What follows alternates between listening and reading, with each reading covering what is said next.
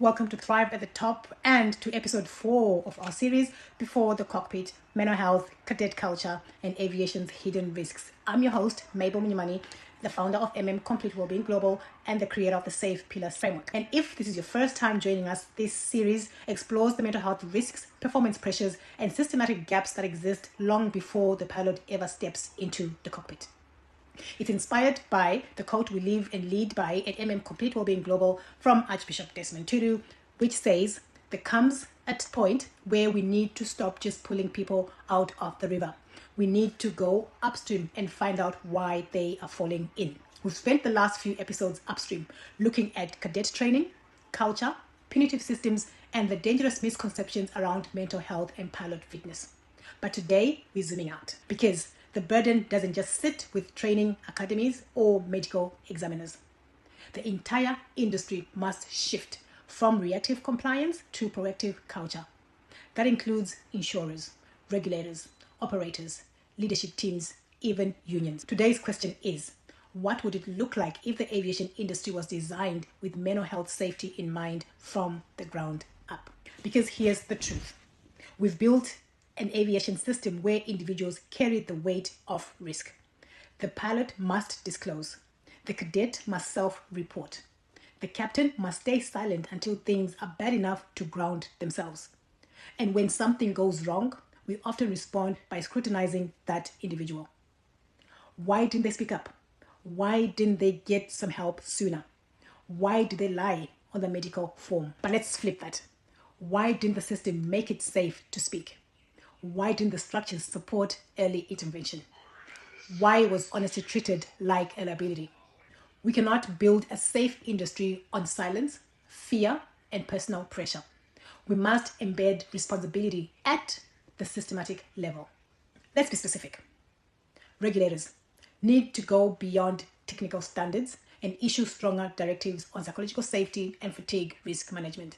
That includes mandating recovery pathways, standardizing reporting protections, and integrating mental health into safety management systems. Insurers must urgently re-examine how past mental health diagnoses were treated. Right now, many pilots report being denied or penalized by insurers because they sought treatment in the past. This creates a chilling effect and penalizes the very behavior we want to encourage. Mental health recovery should be a marker of responsibility, not a red flag. Flight training providers must embed medical health as a core pillar, not as an optional add-on. Cadets must be taught to manage stress, navigate fatigue, and build support-seeking behaviors as essential to safety competencies. Right now, some academies still run on outdated toughen up or wash out.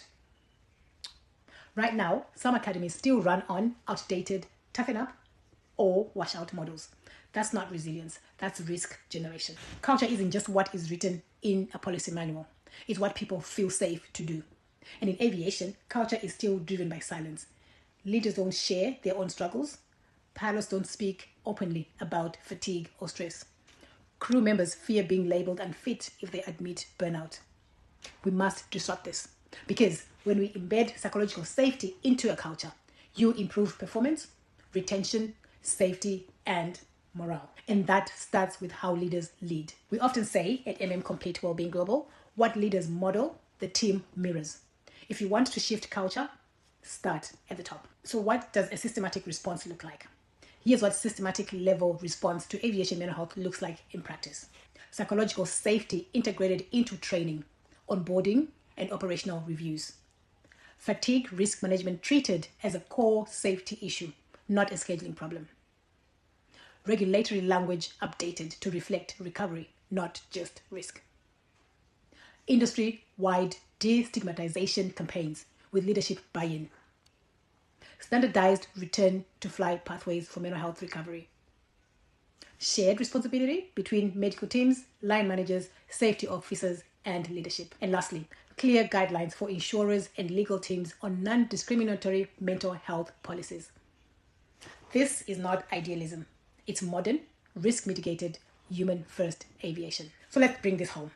When support systems are embedded, we don't just protect pilots, we protect passengers. We protect reputations, we prevent loss, human, operational, and financial. Mental health is not a soft issue. It's a strategic safety issue. And the earlier we design for it, the stronger our systems become. This is how we build an industry that doesn't just respond to incidents, but actually prevents them. So in closing, what would change in your organization if you believed recovery was part of readiness? What policies, assumptions, and practices would you redesign? Because if we want to keep people safe at 38,000 feet, right, we have to start with how we support them on ground. Not just the day they qualify, not just the day they disclose, but from the moment they choose this profession. That's the shift we're calling for here. That's the work we are doing. And that's why we are going upstream. So my call to action today, if you're part of a regulatory body, insurance group, aviation academy, or operator, and you're ready to evolve your system beyond compliance, let's talk. Complete Wellbeing Global partners with high pressure industries to embed fatigue, resilience, psychological safety, and diagnostics that prevent harm and protect performance. DM us, let's connect here directly. And next week, we close this series with episode 5, Pressure from All Sides, Money, Metrics, Mental Load in Aviation.